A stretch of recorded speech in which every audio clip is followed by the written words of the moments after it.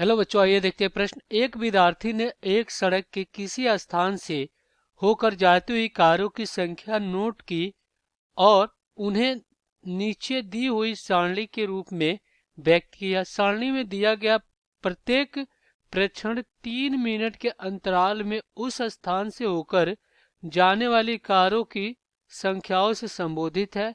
ऐसे 100 अंतराल पर प्रेक्षण के लिए इन आंकड़ों का बहुलक ज्ञात कीजिए। कारों की संख्या है और ये बारंबारता है।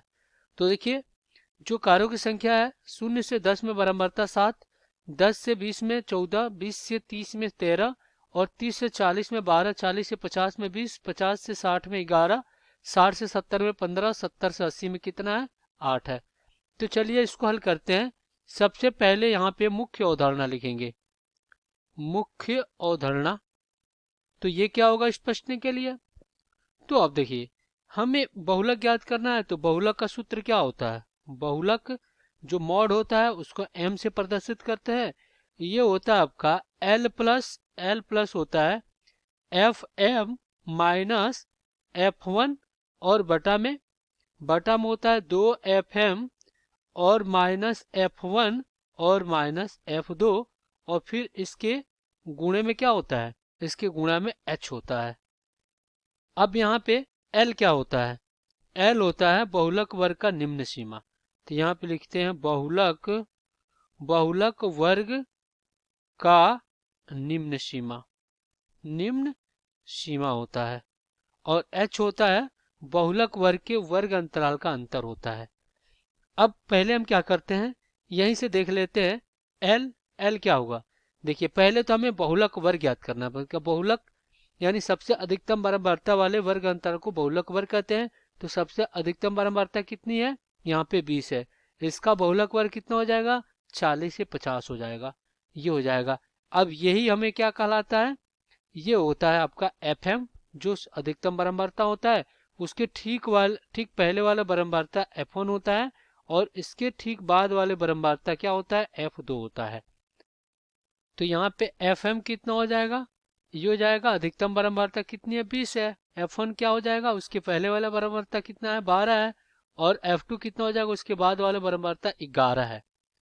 अब यहाँ पे देखिए, जो निम्न सीमा है वो कितना हो जाएगा? 40 हो जाएगा, क्योंकि बहुलक वर्ग कितना है? 40 से 50।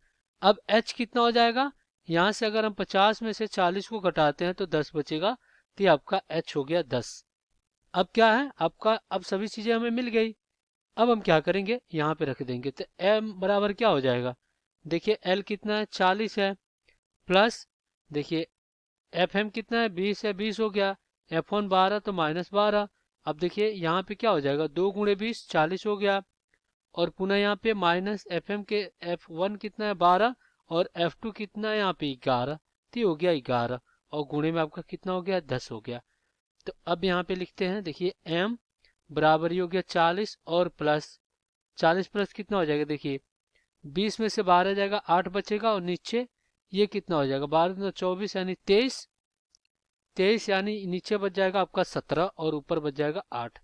तो इस प्रकार क्या हो गया? 8 और बटा में 17 और गुणे में कितना? 10। यही होगा। तो यहाँ से m बराबर कितना हो जाएगा? 40 और प्लस यहाँ पे कितना हो जाएगा? 80 और बटा में ये हो जाएगा 17।